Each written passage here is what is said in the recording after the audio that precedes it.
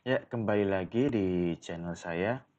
Kali ini kita akan membahas salah satu instrumen investasi yang mungkin jarang sekali diperbincangkan dan kalah populer dibandingkan dengan saham. Padahal investasi ini dapat rekan-rekan beli di bursa efek.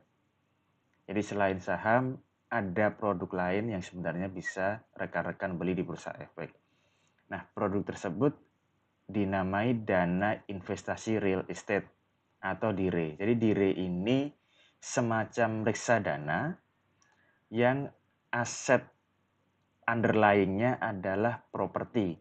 Jadi kalau rekan-rekan pernah mendengar produk REIT atau Real Estate Investment Trust, itu di Amerika ya. Di Indonesia ada padanannya, yaitu DIRE ini. Nah, karena jumlahnya tidak terlalu banyak, seingat saya itu hanya ada 3 produk ini. Jadi kesannya produk ini kurang populer di Indonesia. Nah, oke, kita coba pelajari ya, kita bahas DIRE itu apa gitu. Nah, di IDX sendiri dituliskan bahwa dana investasi real estate adalah wadah yang dipergunakan untuk menghimpun dana masyarakat pemodal untuk selanjutnya diinvestasikan pada aset real estate. Jadi seperti reksadana, dan uang hasil dikumpulkan itu diinvestasikan di real estate. Jadi kalau reksadana pasar uang itu di deposito atau surat utang kurang dari 1 tahun, nah kalau di DIRE ini reksadana uangnya diinvestasikan di aset real estate atau properti. Nah, di sini bisa terlihat bahwa objek-objeknya sudah terbayang, saya yakin teman-teman, seperti mall, apartemen, gudang, hotel, rumah sakit, ataupun aset-aset real estate lainnya. Kalau strukturnya sendiri sama seperti reksadana, yang membedakan adalah asetnya itu real estate. Jadi kalau rekan-rekan mungkin agak sulit membayangkan, ya bayangkan saja seperti reksadana saham, tapi sahamnya diganti dengan properti. Kurang lebihnya seperti itu. Ada biaya manajemen fee, dan ada special purpose company-nya untuk menampung penghasilan dari real estate. Jadi kurang lebihnya sama dengan reksadana, namun aset yang digunakan adalah aset properti atau real estate.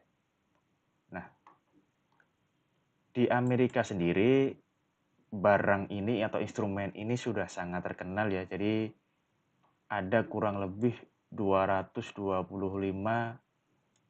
produk DIRE atau REIT ini yang diperdagangkan di bursa Amerika. Sementara di Indonesia itu setahu saya, dan ini dipertegas di halamannya Ajaib ya, di websitenya Ajaib, itu hanya ada 3, baru ada 3. Yang pertama itu dari XCIS, jadi ini kode emitennya ya. Ini rekan-rekan bisa buka di aplikasi teman-teman terdaftar, di sekuritas terdaftar, ketik aja XCIS, nanti akan keluar. Modelnya sama seperti saham bentuknya. Rekan-rekan bisa cek harganya dan bisa beli kalau memang cocok. Nah, kita bahas lagi, XCIS itu dari Cipta Dana Aset Manajemen, portofolinya itu berupa hotel. Jadi nanti ketika hotelnya penuh ya, tamunya banyak, Anda banyak acara, ya tentu akan semakin besar keuntungannya. Lalu yang kedua ada XCID, sama dari Cipta Dana, portofolionya Solo Grand Mall. Jadi tergantung seberapa banyak tenan ya, atau toko-toko yang menyewa lapak ya, menyewa tempat di mall tersebut. Ada lagi XSPI dari Sinarmas, aset portofolionya Plaza Indonesia atau mall juga, mirip-mirip dengan XCID. Jadi tergantung seberapa banyak atau seberapa besar ya biaya sewanya di sana.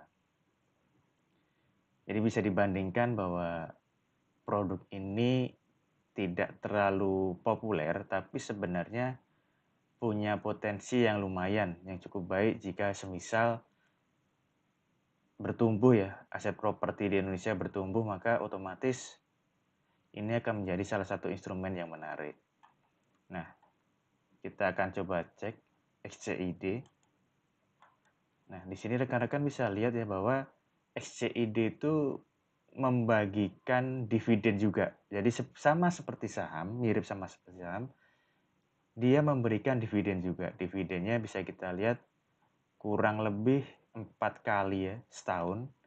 Namun memang harus diakui untuk yield-nya tidak terlalu tinggi, hanya berkisar 4-6%, jadi tidak lebih tinggi daripada reksadana pasar uang.